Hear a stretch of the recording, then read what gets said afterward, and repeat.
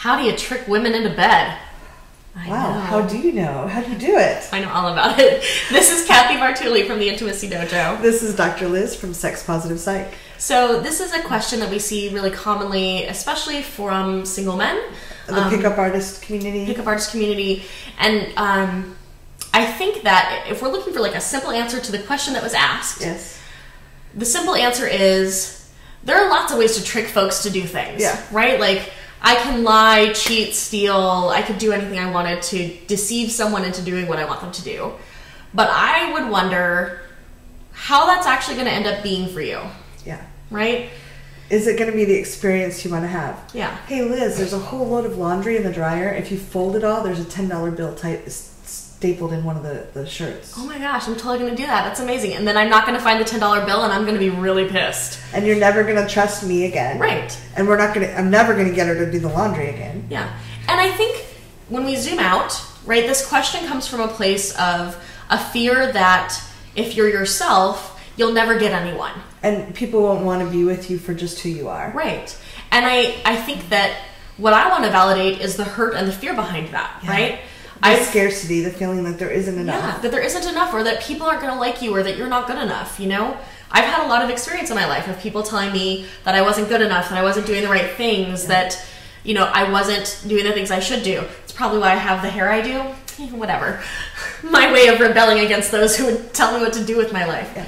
But I think that when you act from that place of pain and try to trick someone into giving you the thing that you want, you actually end up reinforcing that belief that you're not good enough on your own. That you have to convince people in ways that are manipulative or controlling to get what you want. Right. Versus learning some really amazing skills to communicate and connect with people in different ways. Right. And there's some amazing information out there. One thing I encourage my clients to do is to learn sex skills. Right. So they have the confidence, not to trick someone or manipulate them, but just so that if you make an invitation, hey Liz, would you like to sleep with me? There's that behind it, like, I could probably be a fun time. Right.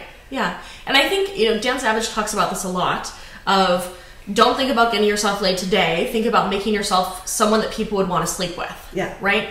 What is it that makes you special? Everyone has things that makes them special, right? Yeah.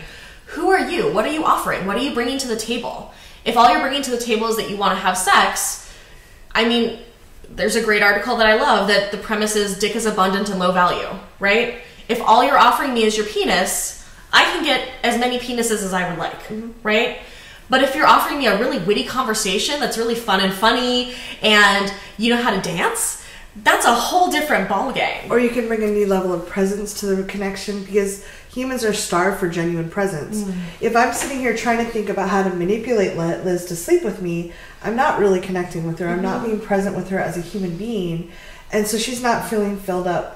And even if we don't sleep together, if I can be really present and leave someone feeling good and myself feeling good because of a deep connection, that's wonderful. Yeah. And I think that what we're talking about here in a lot of ways is a short game versus a long game, right? If your short game is I want to get laid tonight, sure, trick someone into bed, right? If that's what's going to make you feel better tonight.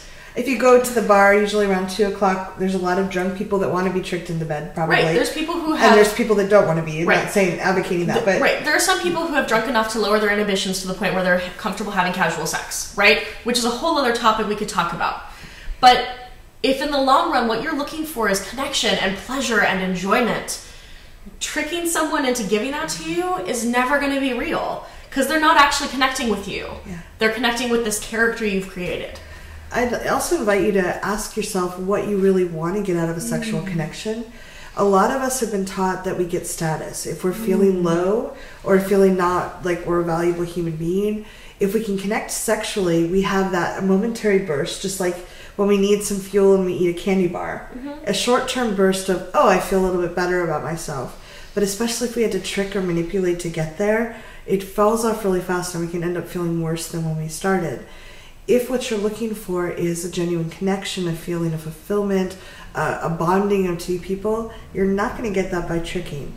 So I encourage you, learn new skills about communication, authenticity, hang out with a community of people that, like, I really love our community where people are like, you can get filled up whether you're having sex or not because people are being real and sharing ideas and being present with each other. And develop yourself. Like, date yourself. Make yourself awesome.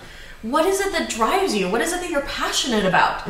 Dive into those things. Bring those things to the table because you are unique. There is no one who is like you. And when you bring that to the table, that's what's interesting. That's what's enticing. When you're trying to be like everybody else or trying to be this like swag pickup artist dude, there are thousands of those. And there's only one you. Yeah. And you're probably just going to connect with people that, like, I can usually see through people are tricky. Yeah.